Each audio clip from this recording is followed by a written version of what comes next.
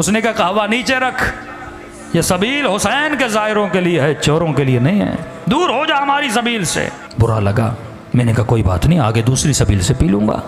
आगे बढ़ने लगा, एक बूढ़े ने देखा जो सबील के अंदर था, कहा इधर आ। मैंने कहा क्यों आऊँ, चाय तो तुम पिलाने नहीं देते। कहा शर्म नहीं आती, सारे गांव वाले मदद कर रहे हैं, हुसैन की ज़ाहिरों की खिदमत कर रहे हैं, तू खिदमत नहीं करेगा। मैंने कहा क्या करूं। अब कहता मैं हुसैन को जानता नहीं, मानता नहीं, कोई गरज नहीं, कोई लालच नहीं। मैंने कहा ऐसे क्या मदद करूं। कहा देख चाय बना रहे हैं, चीनी ख़त्म हो गई, 2 किलो चीनी लेकर आ। मैंने कहा ठीक है, बग़ैर गरज के ना, आप न्याज करते हो, जहन में कोई सोच है ना, मौला हुसैन मदद करेंगे, कब्र में क़यामत में सैयदा को अजर देंगी मेरे आंसुओं के बदले। कहता नहीं मेरा कोई जहन में पस मंज़र नहीं। मैं गया, 2 किलो चीनी ली, वापसी पे एक और सबील थी जहाँ चाय चल रही थी। मैंने कहा चाय यहाँ पीऊँ फिर जाऊँगा। उसने बोला भी तो अब उसकी चाय नहीं पीऊँगा, इज़्ज़त नफ्स ने मुझे रोका। मैंने चीनी इसके टेबल पर रखी, चाय पीना चाहिए। उस सबील वाले ने समझा मैं उसके लिए लेकर आया हूँ। उसने कहा मौला का ज़ाहिर चीनी लेकर आया है। मैं रोक न सका, बता न सका कि आपके लिए नहीं, अगले वाले के लिए। उसने उठा ली, मैंने कहा कोई बात नहीं, 2 किलो और लेता हूँ। आगे बढ़ा, कहता है क़ज़ा पूछ के नहीं आती।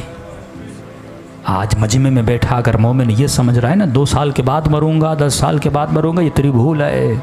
सेकंड लगते हैं रूह को बदन से निकलने में। कहता सीने में तकलीफ हुई, ज़मीन पे गिर पड़ा, अचानक देखा रूह निकल चुकी है, बदन ज़मीन पे पड़ा हुआ है। लोग दौड़े दौड़ा चेक किया कि बंदा मर चुका। का इतना फासिक था, मेरे जनाजे को कंधा देने के लिए मेरे रिश्तेदार तैयार नहीं थे। 4 मजदूर ढूंढे, उन्होंने कंधा दिया। समझ रहा था ख्वाब देख रहा हूँ, लेकिन जब अपनी खुदी हुई कब्र को देखा, ताबूत पे अपने जनाजे को देखा, मैंने कहा ख्वाब नहीं, मर चुका है। कहता इस आलम में परेशान खड़ा था, किसे पुकारूं। बंदा कुछ करे तो अल्लाह को पुकारे ना, न खुदा को सही से मानता था।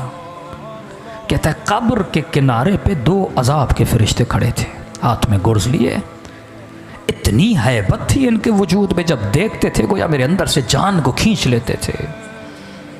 समझ गया उतरूंगा, कब्र का दरवाज़ा बंद होगा, अजाब शुरू हो जाएगा।